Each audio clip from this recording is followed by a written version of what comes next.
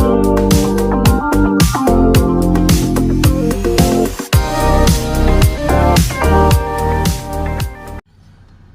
semua, tuan-tuan dan puan, salam sejahtera Malaysia. Selamat datang ke channel Fels Lifestyle. Umum mengetahui setelah kepimpinan muda yang dipimpin oleh Presiden muda Syed Saddiq Syed Abdul Rahman sebagai ahli Parlimen Muar. Setelah mereka ataupun kepimpinan Syed Saddiq ini menarik sokongan daripada kerajaan perpaduan, sudah pasti banyak kecaman yang diterima oleh Syed Saddiq.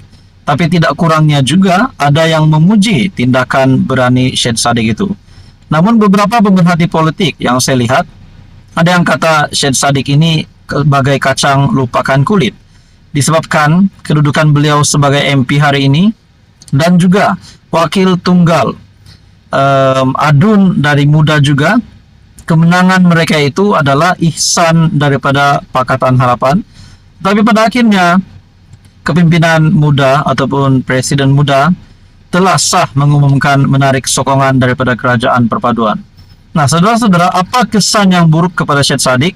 Bagi saya dalam satu artikel hari ini, salah satu kesan buruk yang berlaku yang menimpa kepada Parti Muda dan juga Syed Saddiq adalah satu artikel dari sinarharian.com.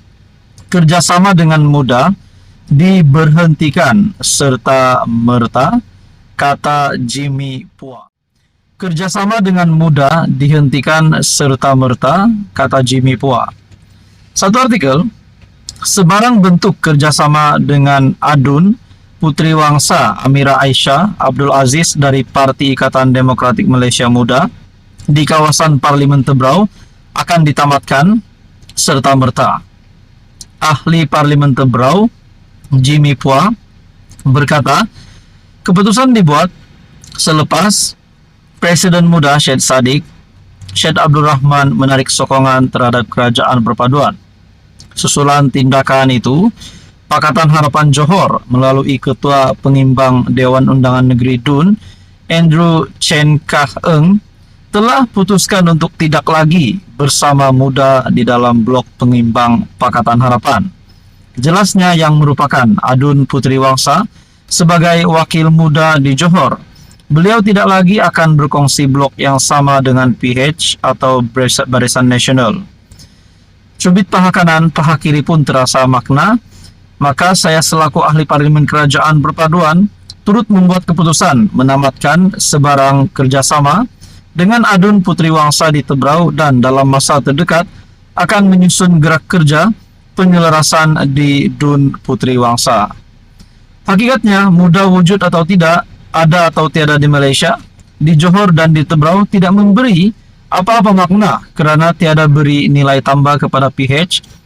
Sebaliknya, banyak menyusahkan dengan mengeluarkan kenyataan demi kenyataan yang bertujuan menyerang kerajaan perpaduan. Beliau yang juga naib pengerusi Parti Keadilan Rakyat PKR Johor menggesa muda cermin diri kerana tanpa bantuan jentera, penyokong dan pengundi PH, mereka tidak akan sesekali berpeluang memenangi kerusi Parlimen Muar dan DUN Puteri Wangsa. PRN di 6 negeri membuktikan perkara ini apabila mereka hilang deposit di semua kerusi di mana mereka sanggup bertanding lawan PH di 19 kerusi.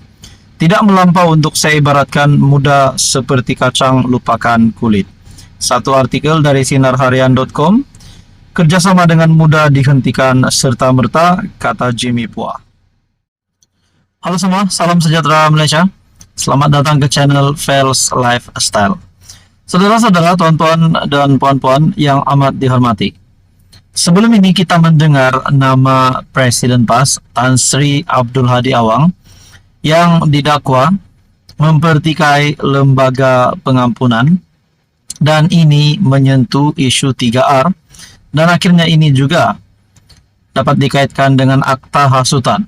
Namun saudara-saudara, keputusan terkini, adakah Hadi Awang didapati bersalah ataupun Hadi Awang tidak bersalah?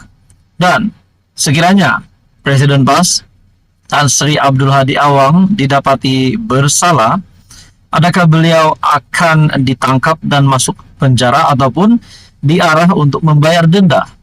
Nah, tuan-tuan dan puan, Akhirnya, Hadi Awang membuat satu pengakuan yang amat besar berkaitan dengan penjara. Satu artikel dari My Metro, menurut Presiden PAS Tan Sri Abdul Hadi Awang, saya pilih penjara, tak mahu bayar denda. Adakah di sini Tan Sri Abdul Hadi Awang sudah bersedia untuk masuk penjara? Dalam artikel ini, Presiden PAS Tan Sri Abdul Hadi Awang menegaskan beliau rela untuk masuk penjara berbanding membayar denda jika disabitkan kesalahan mengikut Akta Hasutan 1948 dan Akta Komunikasi dan Multimedia 1998, susulan ucapan yang didakwa mempertikai kuasa lembaga pengampunan. Menurutnya, ini karena daripada membayar denda, lebih baik uang itu disalurkan kepada Pusat Asuhan Tunas Islam ataupun PASTI. Menurut Hadi Awang, saya sedia menunggu untuk dipenjarakan oleh mahkamah dan saya sedia dihukum.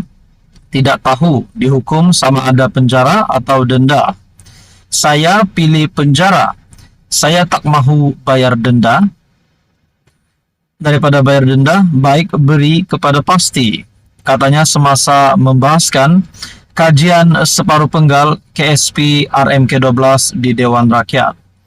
Ketua Polisi Negara Tan Sri Razarudin Hussain sebelum ini dilapor menyatakan kertas siasatan Abdul Hadi berhubung kenyataan yang mempertikaikan kuasa lembaga pengampunan sudah diserahkan kepada pejabat peguam negara.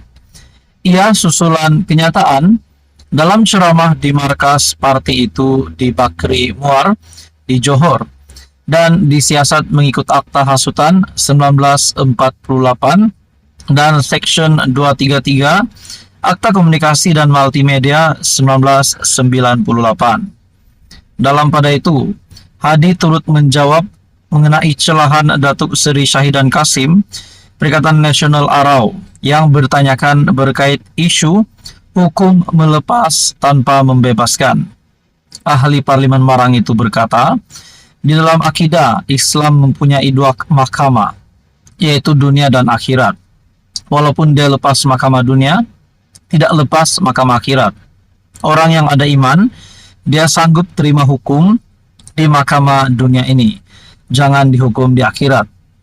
Ini bermakna orang yang ada iman.